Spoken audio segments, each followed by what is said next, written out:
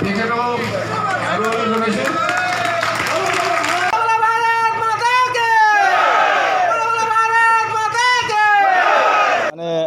বাহিৰত শুনি আছিলোঁ আয়াৰাম গয়াৰাম বা নৰ্থ ইষ্টত বেলেগ বেলেগ ৰাজ্যত আছিলে কিছু বছৰ আগলৈকে।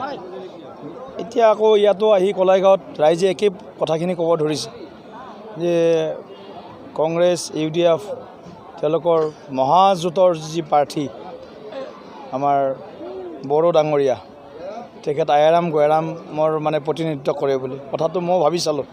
কথাটো সঁচা কথা কৈছে, কাৰণ তেওঁ প্ৰথম অসম গণ পৰিষদৰ নেতা, তাৰপিছত কংগ্ৰেছৰ নেতা, তাৰপিছত ৰাতিৰ ভিতৰতে চুং হলাই BPFৰ নেতা হ'ল কেৱল টিকেটৰ কাৰণে।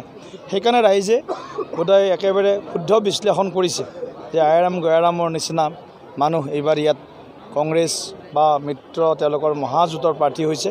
গতিকে ৰাইজে এতিয়া আয়াৰাম গয়াৰামৰ লগত নাই, ৰাইজে স্থায়ী সমাধান, স্থায়ী বিকাশৰ কাৰণে, স্থায়ী সমস্যাৰ সমাধানৰ কাৰণে আমাৰ ভাৰতীয় জনতা পাৰ্টি মিত্ৰজোঁটক বিচাৰিছে।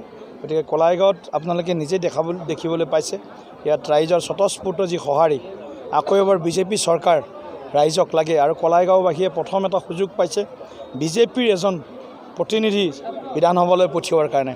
গতিকে ৰাইজ সকলো একলগ হৈছে আৰু মধুৰাম ডেকাক কলাইগাঁও সমষ্টিৰ পৰা বিপুল ভোটত তেওঁলোকে ব্যাপক ব্যৱধানত জয়লাভ কৰোৱাৰ কাৰণে তেওঁলোক আগবাঢ়ি আহিছে।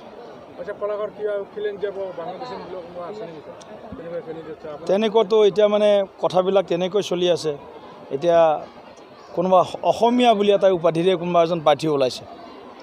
মই ভাবিলোঁ মানে আমি কোনো অসমীয়া নহয় নেকি, কলাইগাঁৱৰ মানুহ বাকী চব বেলেগ নেকি, বিদেশী মূলৰ ক'ৰবাত মানে পংকজ অসমীয়া বুলি কোনোবা এজন ওলাইছে। গতিকে আমি কৈছোঁ আমি চব অসমীয়া ইয়াত থকা, আমাৰ প্ৰথম পৰিচয় ভাৰতীয়, তাৰপিছত ইয়াত বিভিন্ন জাতি জনগোষ্ঠীৰ মানুহ আছোঁ আমি ইয়াতে। এটা মেট্ৰপলিটান নেচাৰৰ আমাৰ কলাইগাঁও সমষ্টি। গতিকে ইয়াত সকলো জাতি জনগোষ্ঠী মিলি আছে। অসমীয়া বুলি কোৱাৰ লগে লগে ইয়াত তাৰমানে তেওঁকেই যেন অকলে বুজাইছে আৰু তেনেকৈ যেন ফলাফলৰ দিশে গতি কৰিছে। গতিকে তেখেতসকলতো বিটিম হৈ গৈছে। এতিয়া ৰাইজৰ দল অসম জাতীয় পৰিষদ, তেওঁলোক কংগ্ৰেছ, AIUDF আৰু আমাৰ BPF, এই তিনিওটা দলৰ যি বা তেওঁলোকক কৈছে কিবা মহাজোঁট বুলি, মহাজোঁটৰ তেওঁলোকৰ বিটিম হিচাপে তেওঁলোকৰ কৰ্মকাণ্ডত এইখিনি প্ৰতিফলিত হৈছে। কথা বতৰা, আচৰণত, তেওঁলোকৰ পলিচিত, নীতিত এই কথাবিলাক মানে একদম শুদ্ধভাৱে এইবিলাক পৰিস্ফুট হৈছে যে তেওঁলোক যেন বিটিম হিচাপে কাম কৰিছে কংগ্ৰেছ, AIUDF, BPF আৰু অন্য যি বাওঁপন্থী দলবিলাকৰ যি মিত্ৰজোঁট বা মহাজোঁটৰ। কিমান ভোটত জয়ী হ'ব? মই আন্দাজ কৰিছোঁ মধুৰাম ডেকা ইয়াৰ পৰা কমেও 30,000 পৰা 35,000 ভোটত জয়লাভ সাব্যস্ত কৰিব নিশ্চিতভাৱে। আমাৰ প্ৰথম পৰ্যায়, দ্বিতীয় পৰ্যায়ত যিখিনি আমি ফিডবেক আহি আছে, প্ৰথম পৰ্যায়ত 27 তাৰিখে ভোটদান, আজি তেওঁলোকৰ নিৰ্বাচনী প্ৰচাৰৰ সামৰণি।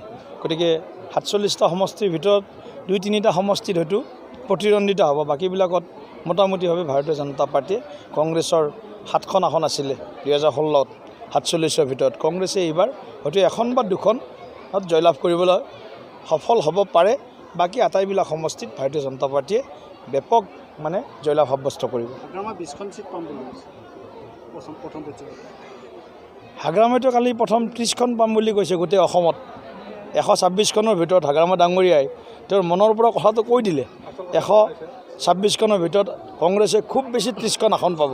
গতিকে হাগ্ৰামা ডাঙৰীয়া কথাটোৱে শুদ্ধ হওক বা তাতকৈ তলত আহক, এইটো বেছি ক'লে অলপ, ইমানটো কংগ্ৰেছে নাপায়। কংগ্ৰেছৰ আসন এইবাৰ ডাবল ডিজিট ক্ৰছ নকৰে। মই আপোনালোকক ক'লোঁ কংগ্ৰেছৰ আসন ডাবল ডিজিট ক্ৰছ নকৰে আৰু AIUDFৰ আসন অকণমান বাঢ়িব, 2 এখন আসন AIUDFৰ বাঢ়িব, কিন্তু কংগ্ৰেছ ডাবল ডিজিটৰ তলত আহিব।